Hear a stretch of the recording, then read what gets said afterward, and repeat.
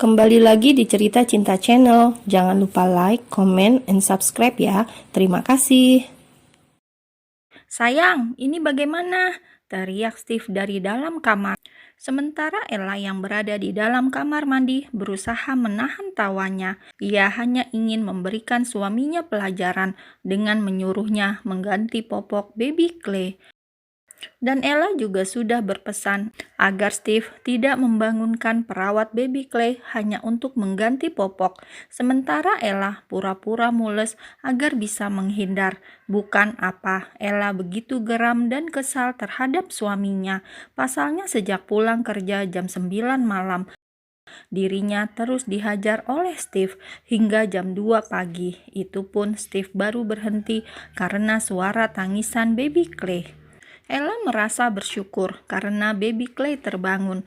Ia pun segera masuk ke dalam kamar mandi dan menyerahkan baby Clay kepada ayahnya.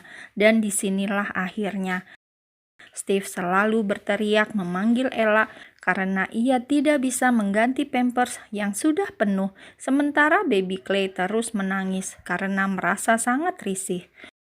"Aduh, perut aku mules banget, Steve. Tolonglah sekali ini saja," teriak Ella dari dalam kamar mandi, lalu ia kembali terkekeh. "Hei jagoan, berhentilah menangis. Kuping ayah sudah penging rasanya," omel Steve pada baby Clay. Bukan berhenti, tangis baby Clay malah semakin pecah. "Hei, ayolah berhenti menangis. Kau itu laki-laki, jadi tidak boleh menangis."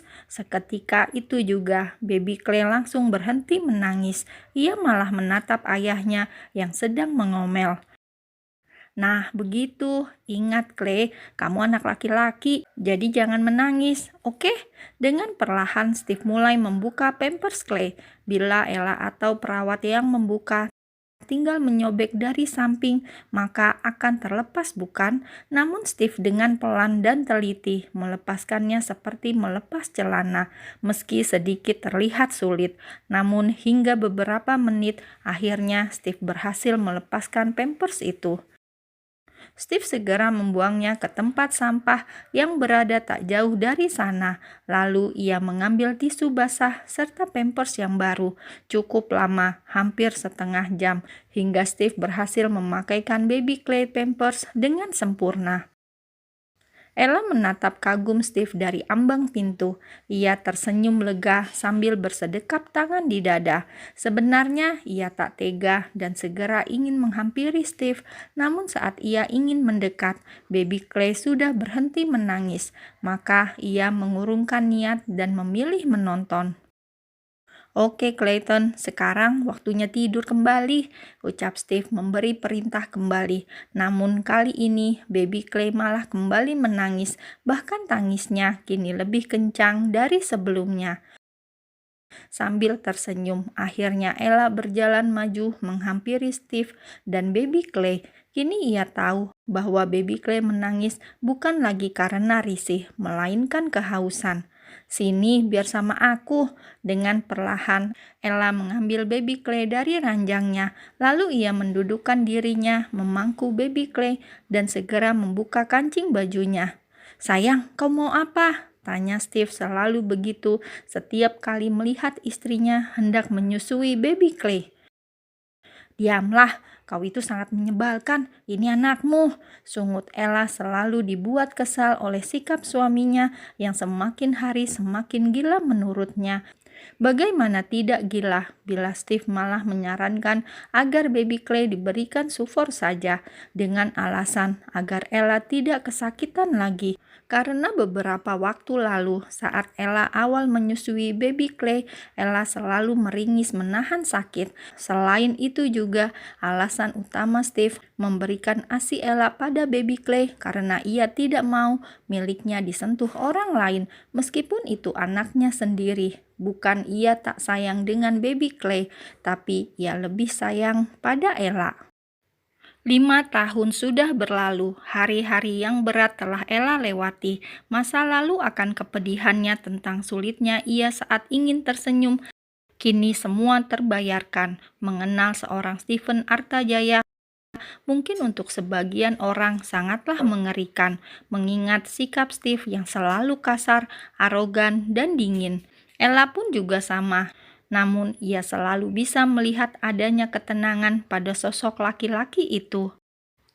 Dan kini ia sudah cukup mengenal laki-laki itu dengan baik. Hampir 5 tahun sudah usia pernikahan mereka. Dan kini ia sangat bersyukur karena berkat pertemuannya dengan Steve, hidupnya berubah. Setiap hari, setiap jam, menit, bahkan detik, ia selalu merasa bahagia bersama dengan keluarga kecilnya.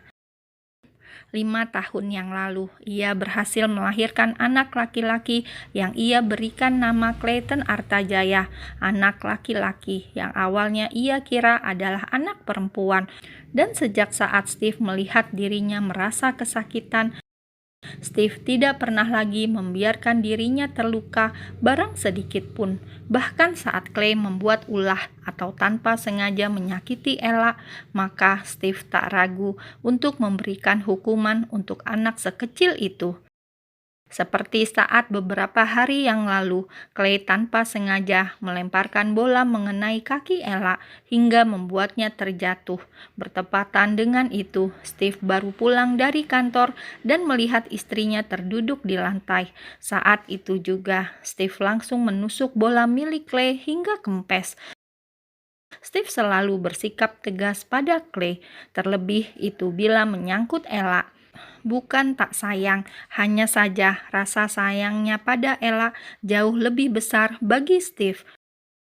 Beruntung, sifat Steve tidak menurun pada Clay, walau masih ada sedikit yang menurun, namun tidak separah Steve saat bagaimana memperlakukan wanitanya.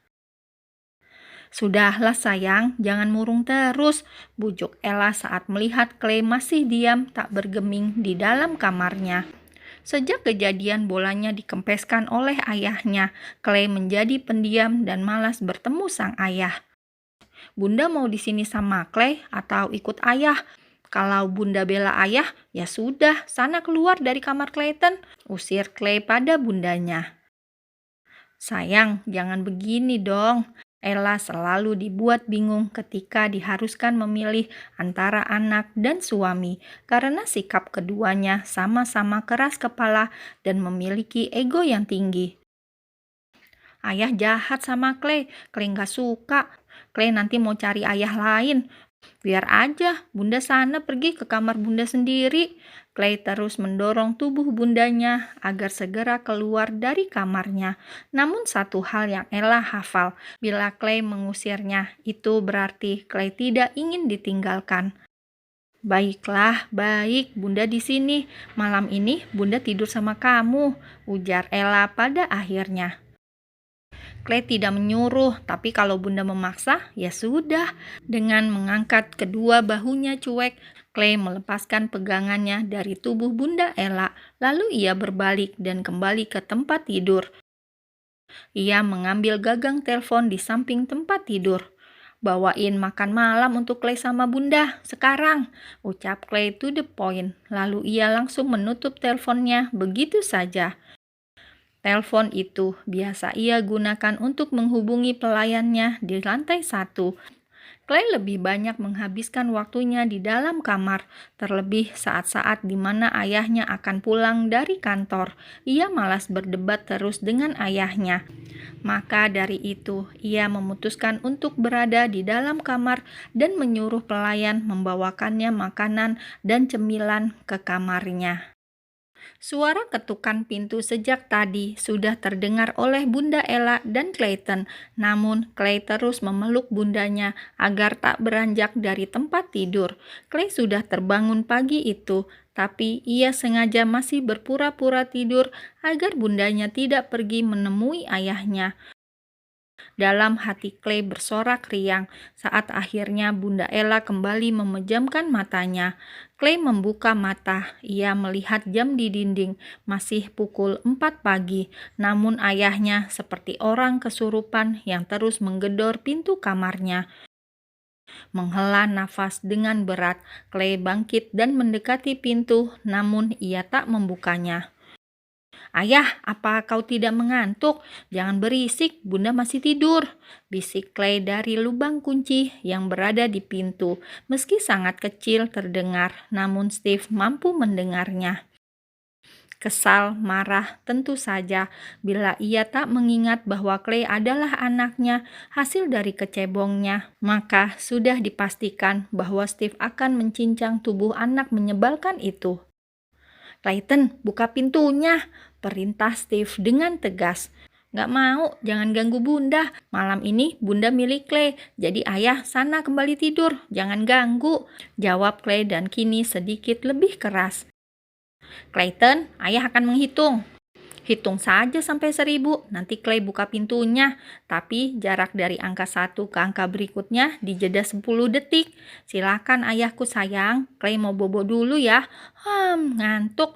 Setelah mengatakan itu, Clay pun langsung pergi dan kembali ke tempat tidur. "Clayton, buka pintunya!" teriak Steve kembali menggedor pintu kamar anaknya. "Astaga, mengapa aku bisa punya anak sepertinya? Ini pasti sifat bundanya yang ia ikuti. Dasar tukang merajuk," cetus Steve. Lalu ia terpaksa kembali ke kamarnya dengan wajah kesal dan cemberut. Ia memang belum tidur karena ia baru menyelesaikan beberapa pekerjaannya hingga jam 2 di ruang kerja, dan saat ia pergi ke kamar, ia masih belum menemukan Ella. Ia pikir Ella hanya akan menemani Clay sampai tertidur dan ia akan menjemput istrinya itu. Tapi ternyata Clay begitu cerdik. Ia sengaja mengunci pintu kamarnya agar dirinya tidak bisa masuk dan mengambil bundanya. Sementara itu, Ella yang ternyata sejak tadi tidak tertidur karena kepikiran dengan suaminya pun kini kembali membuka mata. Ia benar-benar memastikan bahwa Clay benar kembali tidur. Lalu ia pun dengan perlahan beranjak dan membuka kunci pintu kamar Clay dan keluar. Ceklek, Ella memasuki kamarnya sendiri dan ia melihat bahwa Steve masih membuka mata. Namun saat dirinya masuk, Steve langsung merubah posisi, membelakanginya dan memejamkan mata. "Astaga, kenapa dua orang ini selalu begitu?" keluh Ella dalam hati. "Steve," panggil Ella pelan sambil mengusap bahu Steve dengan lembut. "Sudah tidur," jawab Steve dengan mata terpejam. "Ayolah Steve, kamu jangan begini," keluh Ella menghela nafas kasar. "Ya sudah, sana mulai sekarang tidurlah sama bocah kecil itu. Aku kan sudah tua, jadi sana pergilah." Oke, fix. Ella benar-benar lelah sekarang menghadapi dua laki-laki yang sama-sama posesif dan gila. Jadi kalian semua tahu kan dari mana sifat Clay bisa sampai seperti itu. Dan disinilah Ella yang selalu dibuat pusing oleh keduanya yang tidak pernah akur. Terkadang Ella sangat ingin sekali berteriak melepaskan penat di kepalanya. "Bocah itu anak kamu kalau kamu lupa," ucap Ella dengan tegas dan menatap tajam pada suaminya. "Anak kamu, sikap dan sifatnya aja sama kayak kamu kok," cetus Steve berdecak. "Ngomong sana Gi sama kaca, itu kaca besar, harusnya kalian berdua ngaca. Apa saja yang berbeda di antara kalian berdua?" "Gak ada Steve, gak ada," seru Ella meluapkan emosinya. "Kalian selalu membuatku gila, tahu nggak?" serunya. Lalu ia memilih keluar dari kamar dan menuju kamar tamu agar anak dan suaminya tidak memperebutkan dirinya lagi.